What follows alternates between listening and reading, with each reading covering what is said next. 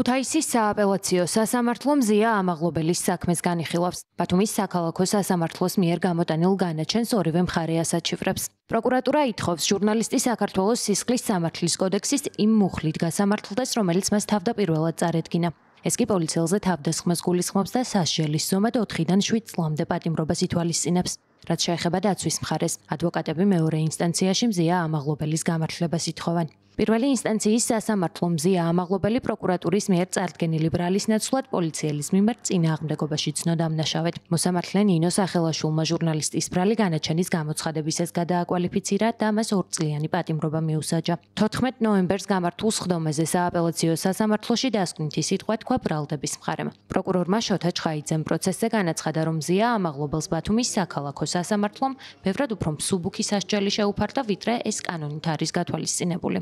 მანვე სხდომის დაწყებისას განაცხადა, რომ ჟურნალისტის პატიმრობიდან 10 თვის თავზე მისი ტელეფონის ექსპერტიზა დასრულდა. ექსპერტიზის დასკვნის თანახმად მზია ამაღლობელის ტელეფონში გამოძიებისთვის საინტერესო ინფორმაცია არ მოიძებნა. ტელეფონში deep state-ის კვალი არ აღმოჩნდა, თქვა მზია ამაღლობელის ადვოკატმა მაიამ წარიაშვილმა სხდომათა დარბაზში. Ondel პროცესზე სახელმწიფო ბრალდებამ წარმოადგინა საექსპერტო დასკვნა ტელეფონთან დაკავშირებით. ტელეფონის დაბრუნებას ჩვენ ვითხოვდით წინა პროცესზე, იმიტომ რომ სასამართლოს განაჩენით მათ ჰქონდათ ვალდებულება დაებრუნებინათ.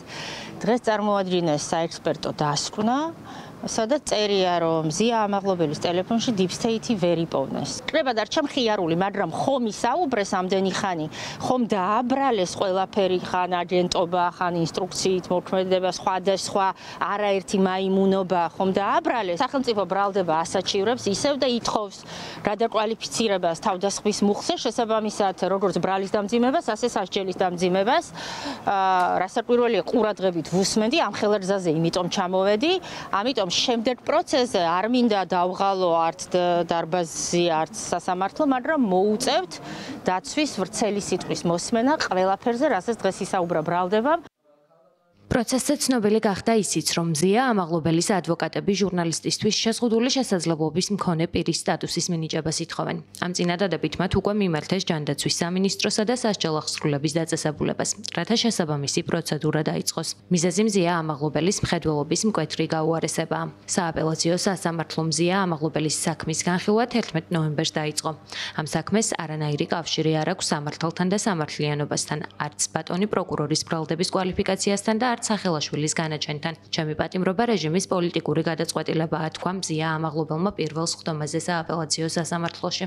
ამავე სხდომაზე ჟურნალისტის ადვოკატებმა მოითხოვეს საქმის მასალებს დართვა და ის ჯილდოები, რომლებიც მზია ამაღლობელმა გასული თვეების განმავლობაში საერთაშორისო ორგანიზაციებისგან მიიღო. მათ შორის ვაცლავ ჰაველის სახელობის ადამიანის უფლებათა დაცვის ჯილდო და ევროკავშირის სახაროვის პრემია. ავტორიტეტიანი გამოცემების ბათუმელებისა და ნეტგაზეთის დამფუძნებელი უკვე 10 თვეა პატიმრობაშია. მეორე ინსტანციაში მისი საქმის განხილვა 18 ნოემბერს უნდა დასრულდეს. სწორედ 18 ნოემბრის სხდომაზე უნდა თქვას დასკვნითი სიტყვა ჟურნალისტის დაცვის მხარემ.